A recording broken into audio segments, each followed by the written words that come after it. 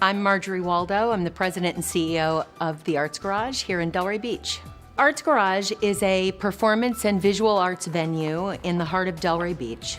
We provide innovative and diverse, meaningful experiences in all types of art: theater, music, visual arts, and arts education. Arts Garage believes that art matters, all kinds of art, and to all members of our community. Our passion and our vision is to connect our community to the world through the arts, because we believe that art is transformative and has the power to blur the lines of everything that divides us.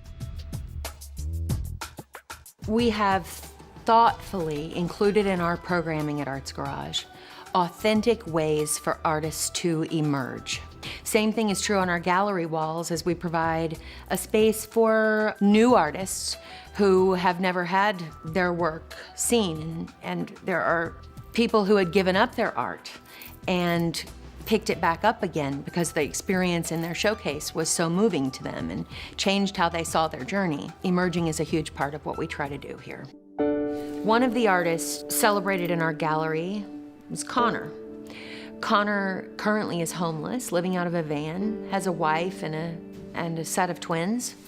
As a child, he was different, experienced bouts of depression, was bullied fiercely in every way possible in the school system. So he never felt that he belonged anywhere and had actually put his art down. And his mother was his champion, who wanted to find a way to show his art to the world and to show him that his art had value.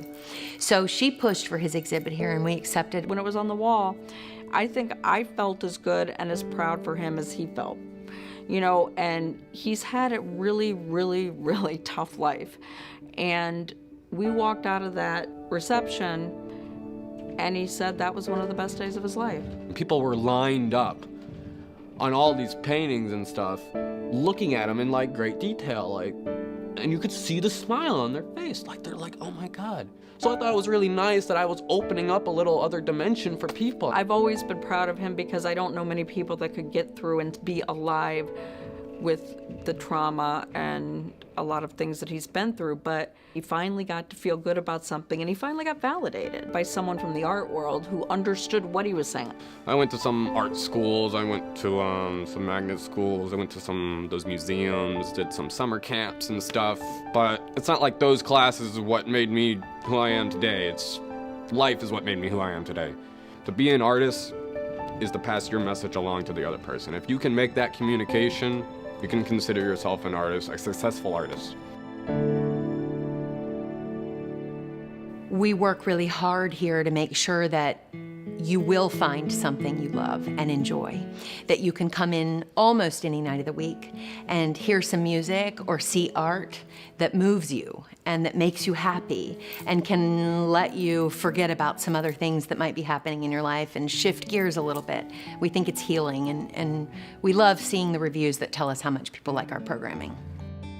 Harry is a 72-year-old gentleman who started as a volunteer at Arts Garage. I found out much later that he has multiple health issues. He started about 1.5 years volunteering with our guild and never would have guessed. I've been pretty much house-ridden for 3.5 years before I started volunteering here. Having new doctors, new medication, the Arts Garage, meeting people,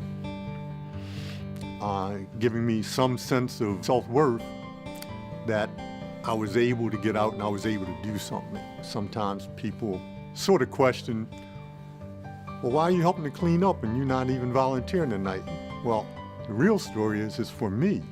I've seen him dancing in the corner during a performance. He says that we are one of the reasons that he is not in currently an assisted living facility. It energizes you. I mean, the same way for me, you have to take your car and you fill up at the gas station.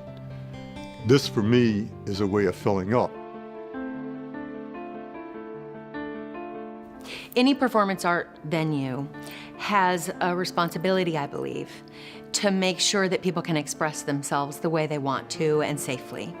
When we design programming and events here, we want to make sure that our artists feel free to express who they are and how they became who they are.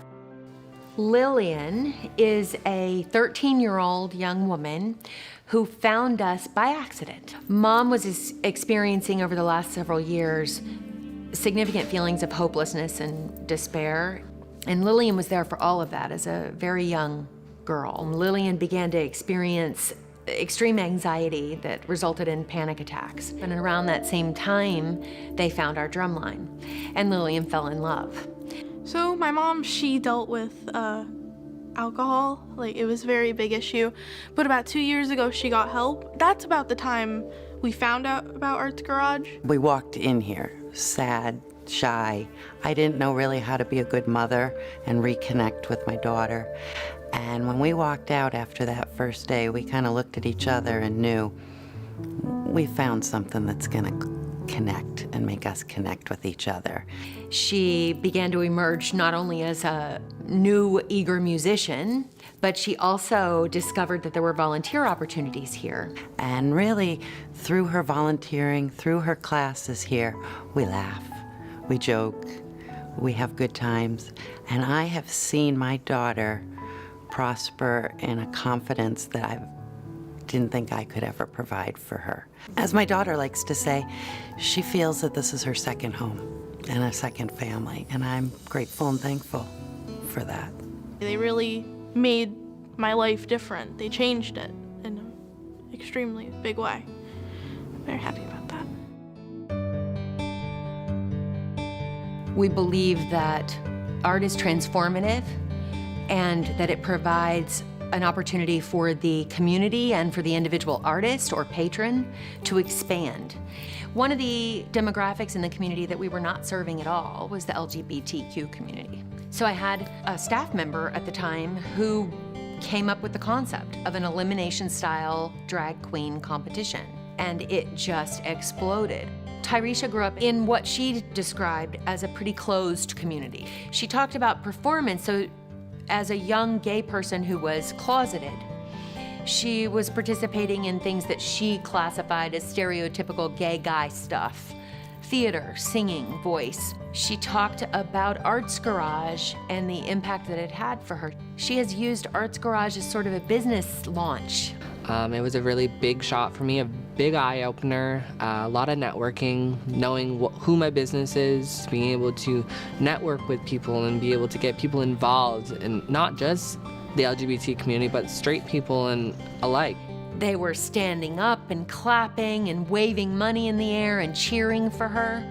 It was, I believe, really rewarding for her to witness that and to see the acceptance of the audience of both her and her craft, her skill as a performer.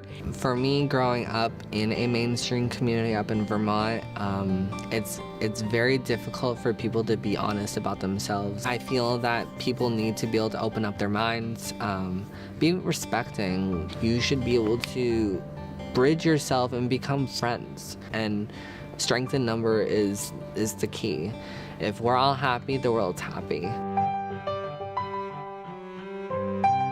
Whether it's our emerging art programs that give artists a voice, whether it's our main stage performances, you're often seeing the culture and the experiences and the history of that performer. The same thing with the art on the walls.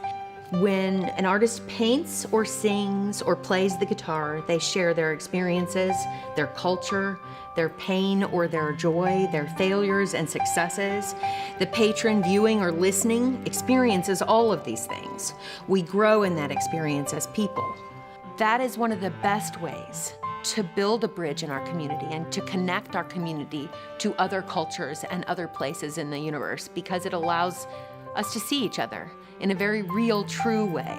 It's very beautiful.